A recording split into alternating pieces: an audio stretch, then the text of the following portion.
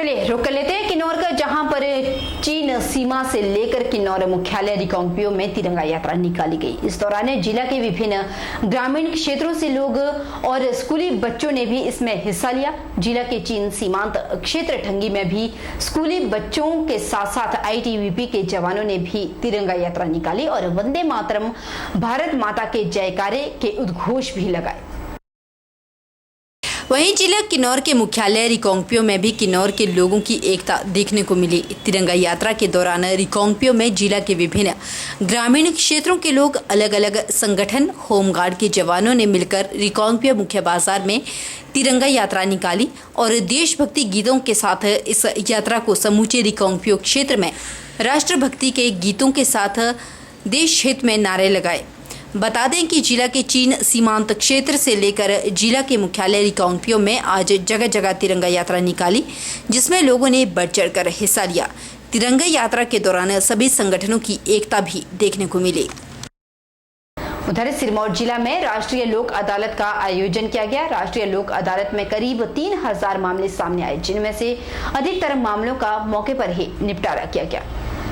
तो हम ये उम्मीद करते हैं कि अगली जो नवंबर में लोक अदालत होगी उसमें 3000 के बजाय हमारे पास कोई 5000 तक केसेस होंगे, क्योंकि इस बार के लिए लोगों ने थोड़ा हमें अपनी मजबूरी बरसात की वजह से या त्यौहार की वजह से बताई थी, पर उसके बावजूद भी 3000 केस हमारे पास लोक अदालत के लिए लगे हैं।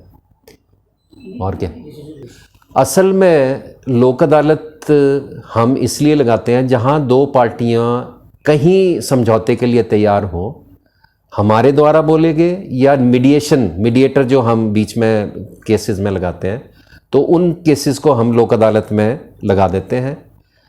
ये शॉर्टकट वे नहीं है, एक परमानेंट सोल्यूशन है। प्रधानमंत्री नरेंद्र मोदी के आह्वान पर हर घर तिरंगा अभियान के तहत अखिल भारतीय विद्यार्थी परिषद सुजानपुर इकाई ने तिरंगा रैली का आयोजन किया गया। सुजानपुर बस स्टैंड से शुरू हुई रैली का समापन कला मंच में जाकर हुआ। इस मौके पर युवाओं ने सुजानपुर शहर में भारत माता की जयकार के नारे भी लगाए और लोगों से 15 अगस्त को हर घर पर तिरंगा फहराने का आह्वान किया। तिरंगा रैली के दौरान युवा और युवतियों में खासा जोश देखने को मिला। आज जो हमने तिरंगा यात्रा निकाली, इसका एकमात्र उद्देश्य प्रत्येक व्यक्ति के अंदर देशभक्ति की पुनः अलग जगाना था, क्योंकि तिरंगे का सम्मान करना जरूरी, मजबूरी नहीं बल्कि जरूरी है। अंत में मैं इतना कहना चाहूँगा कि प्रत्येक व्यक्ति को तिरंगे का सम्मान करना चाहिए। कुछ राजनीतिक तत्वों द्वारा कहा जा रहा है कि भगवा तिरंगा ध्वज जो है उनके बीच में भेदभाव पैदा किया जा रहा है। तो मैं इतना बताना चाहूँगा कि तिरंगा जो है वो हमारे देश का राष्ट्रीय ध्वज है और जो हमारा भगवा ध्वज है वो हमारे सनातन धर्म का प्रतीक। वहीं ऊना के लमलेहड़ी में पिछले कल हुए स्कूल बस हादसे के बाद जिला प्रशासन जाग उठा। पिछले कल हुए बस हादसे में 12 बच्चे घायल हो गए थे, जिस कारण जिला प्रशासन अब इस मामले पर सख्त हो गया।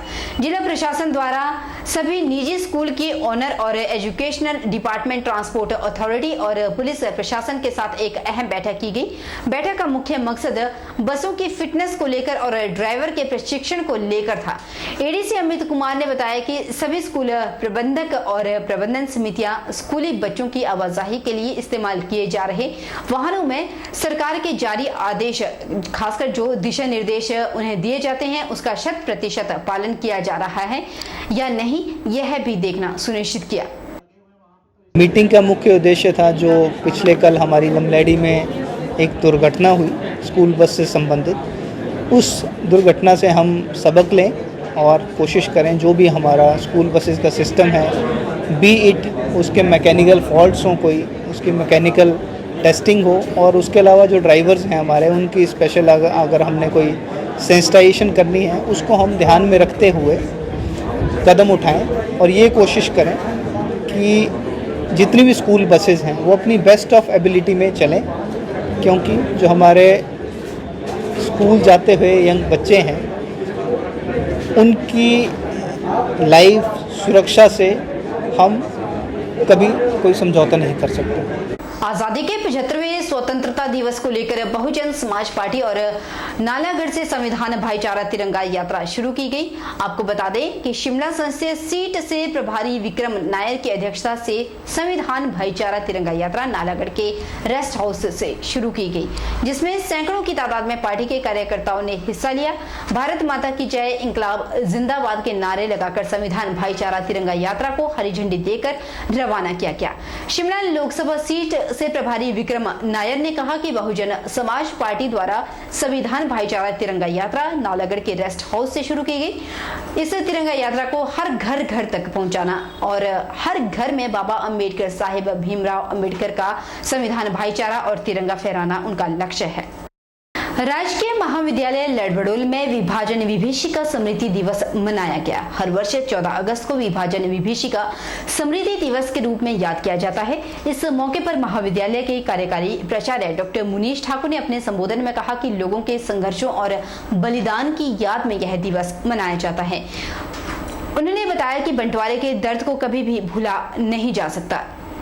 नफरत और हिंसा की वजह से लाखों भारतीयों को विस्थापन का दंश झेलना पड़ा और कई लोगों को अपनी जान भी गंवानी पड़ी।